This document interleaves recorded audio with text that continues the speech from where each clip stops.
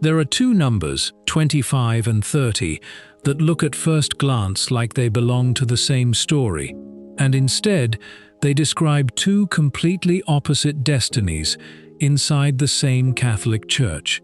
The first number belongs to a group that began in 1988 with a small handful of priests and almost nothing else.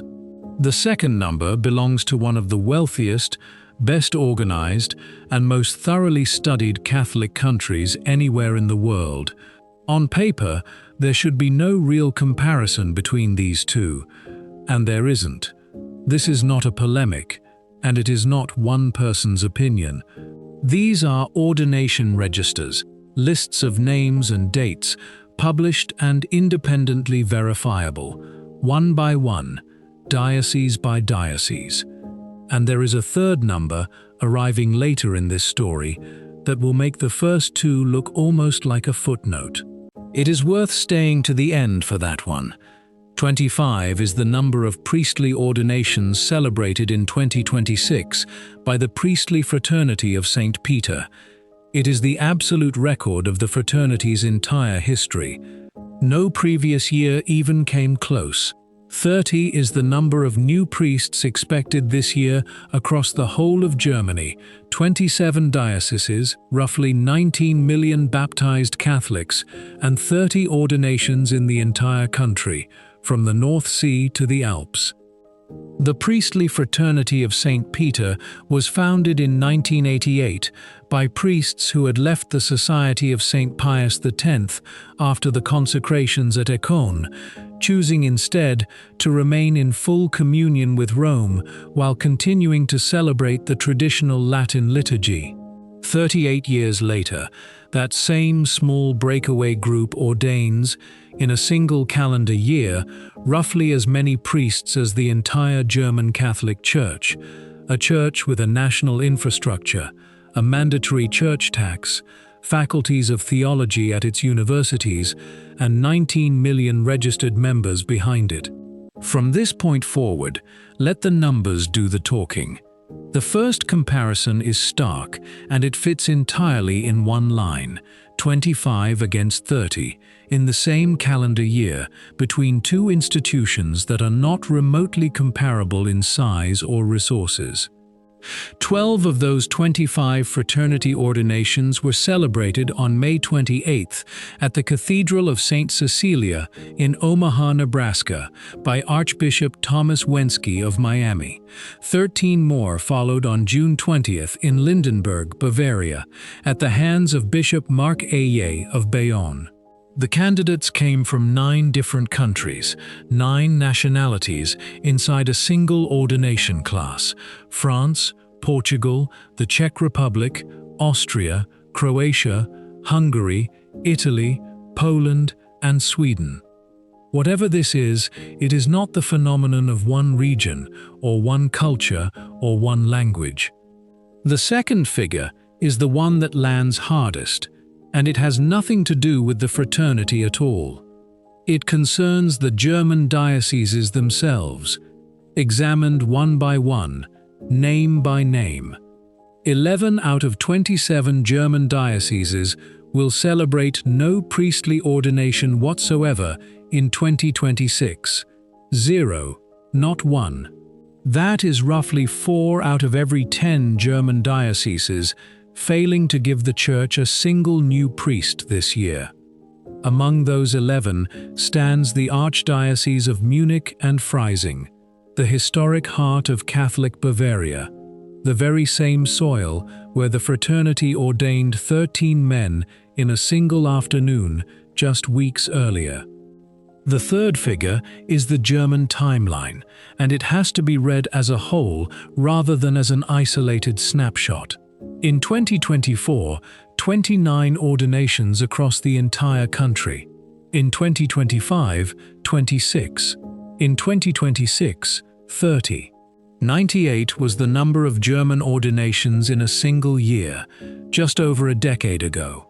From 98 to 30 in the span of 10 years, in a country that did not, in that same decade, become poorer or smaller or emptier of young people.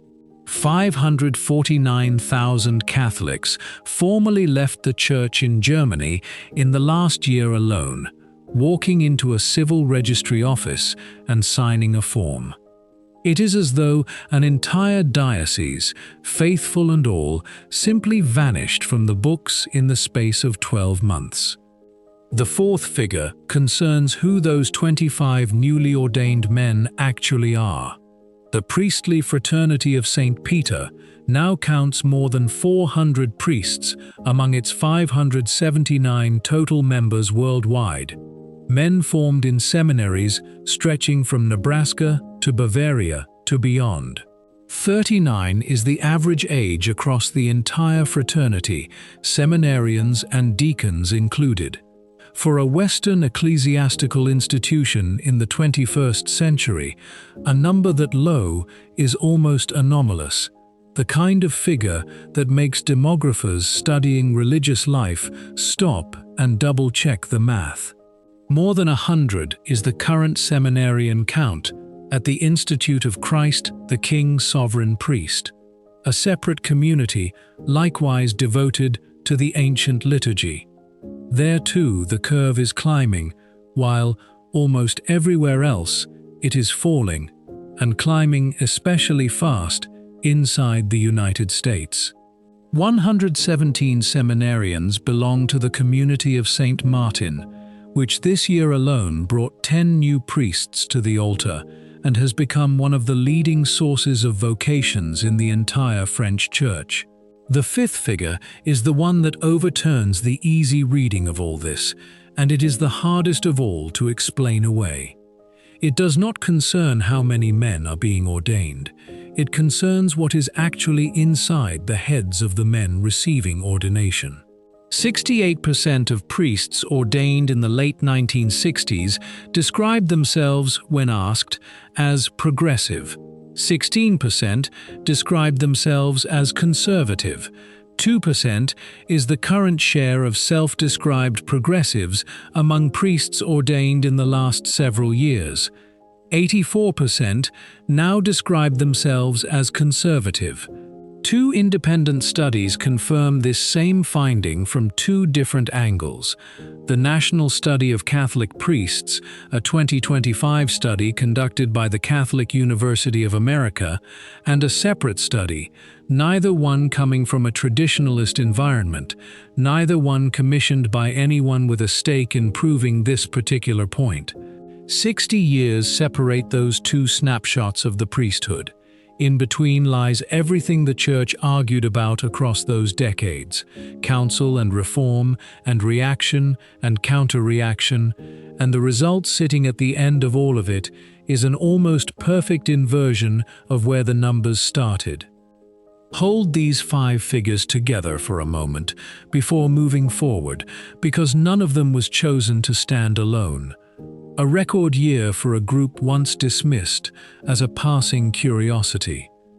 A national church, wealthy and structurally intact, producing fewer new priests than that same small group. 11 empty dioceses inside the historic heartland of European Catholicism. An average age, inside the growing group, low enough to unsettle expectations. And a near-total reversal, across 60 years, in how newly ordained priests describe their own convictions.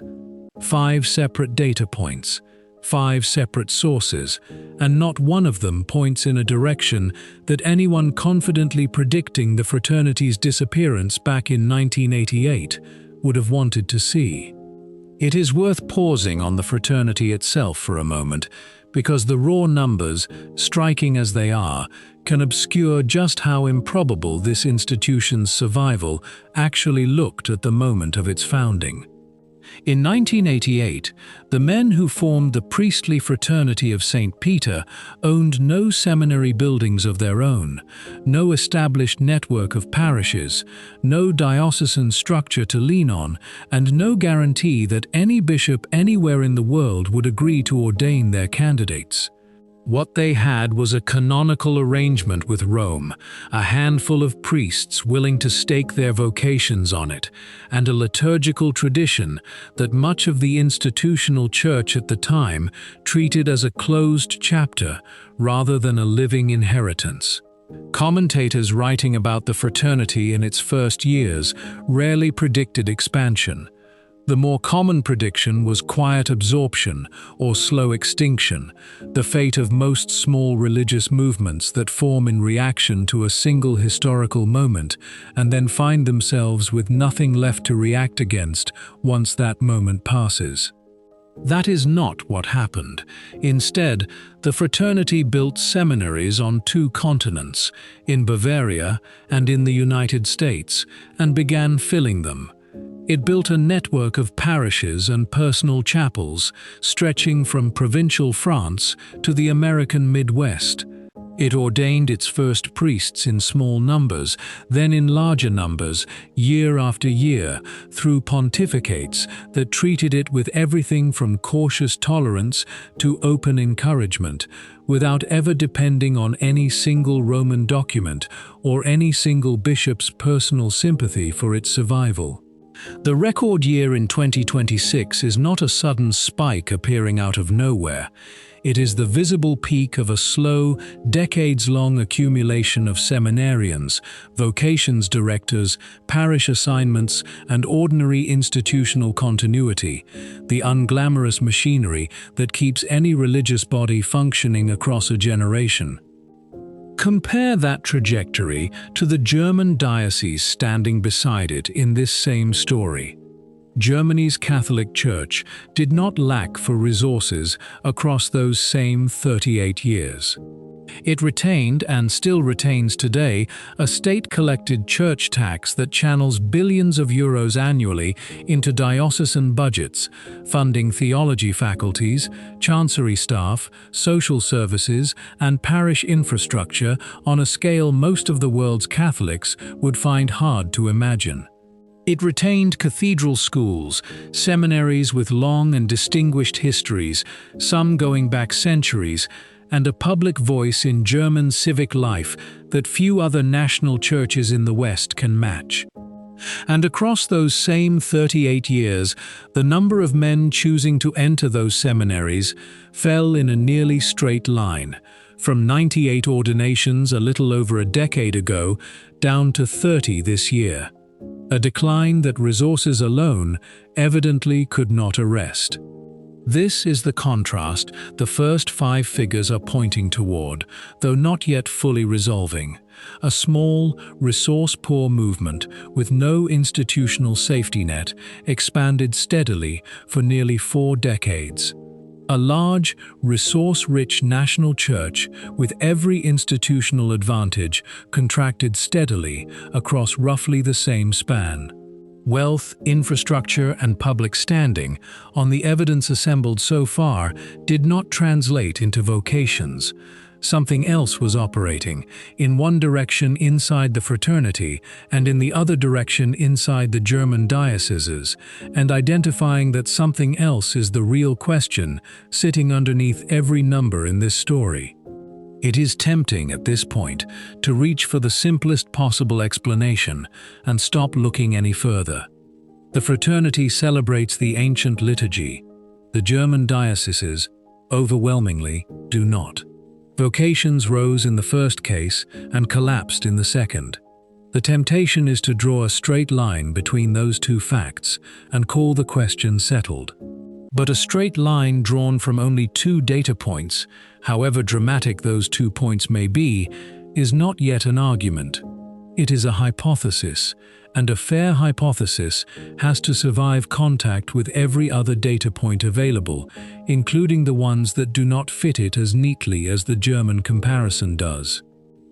Hold these 5 figures together for a moment before moving forward, because none of them was chosen to stand alone. A record year for a group once dismissed as a passing curiosity. A national church, wealthy and structurally intact, producing fewer new priests than that same small group. 11 empty dioceses inside the historic heartland of European Catholicism.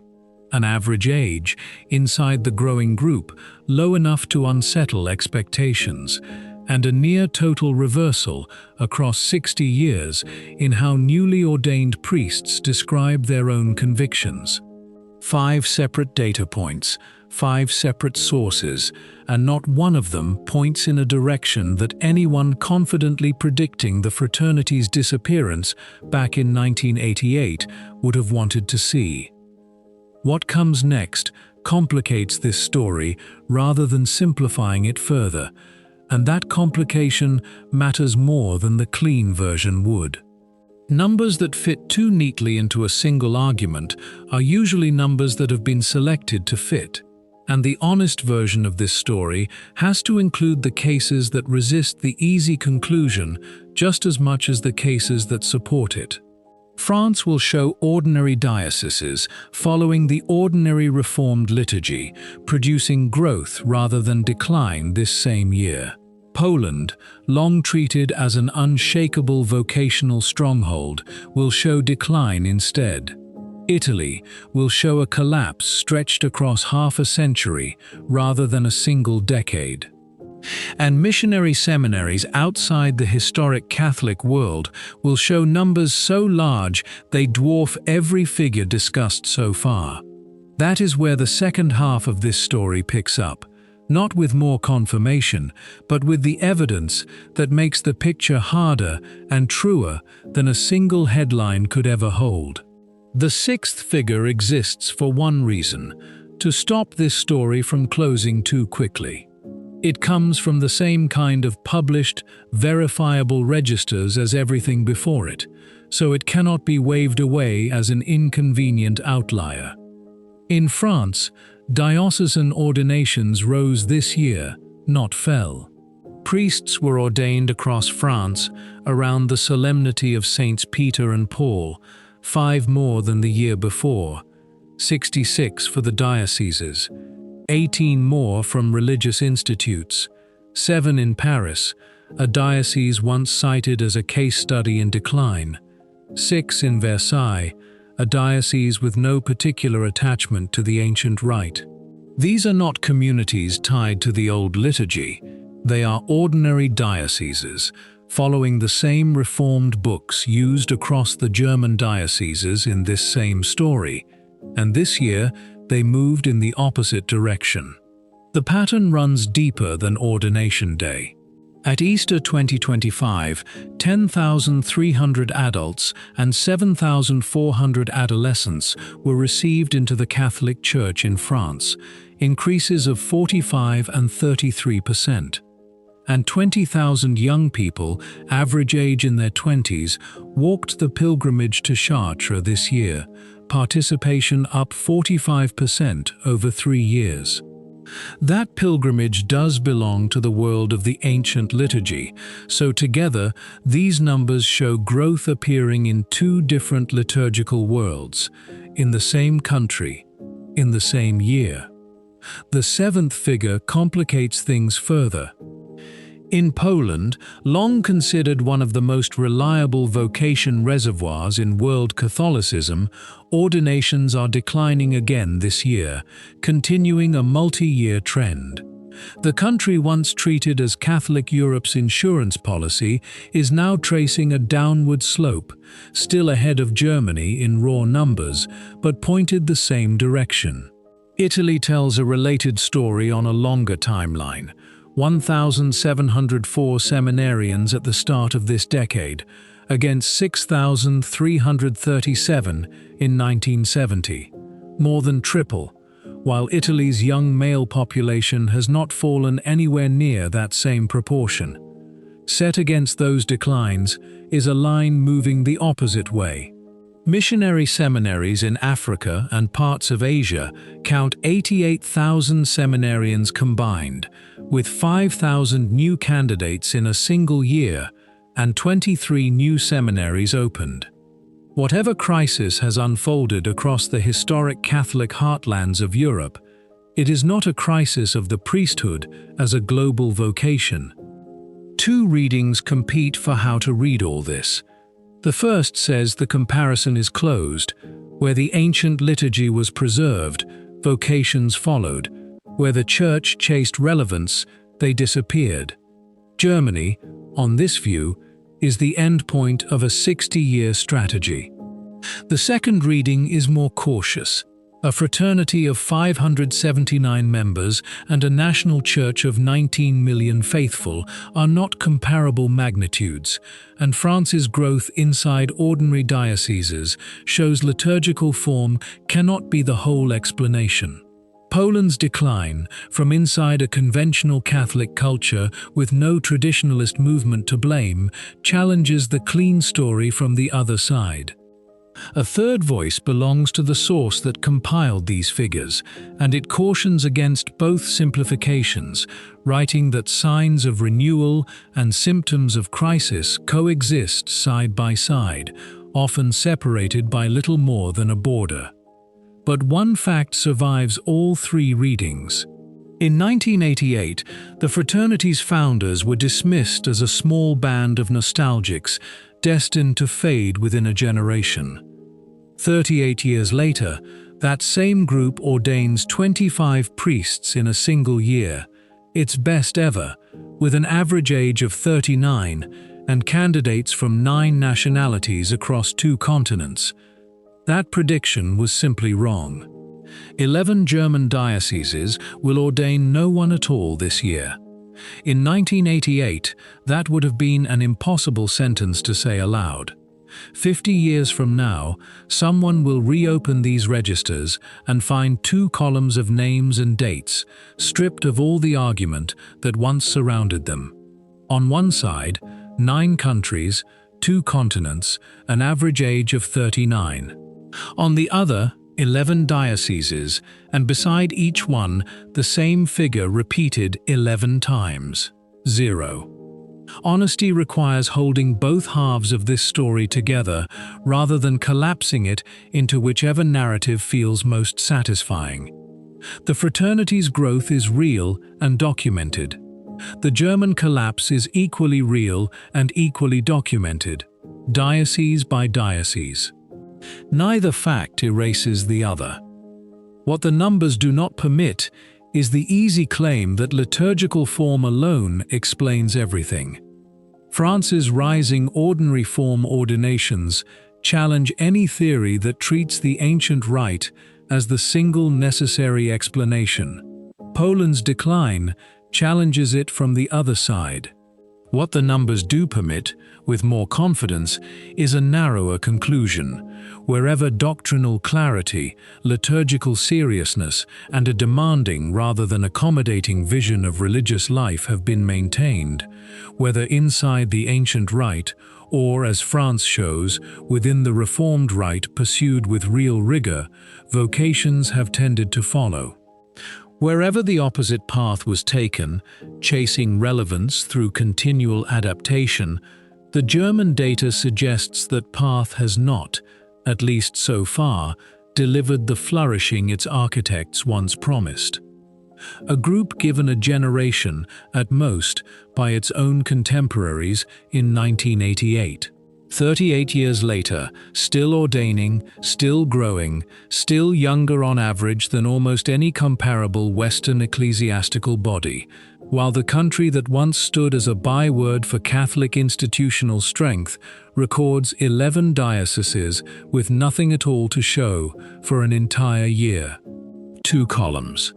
2 futures, written not in commentary but in the plain language of ordination registers that anyone at any point in the decades ahead can open and read for themselves. What do you think? Leave a comment below. Amen. God bless you.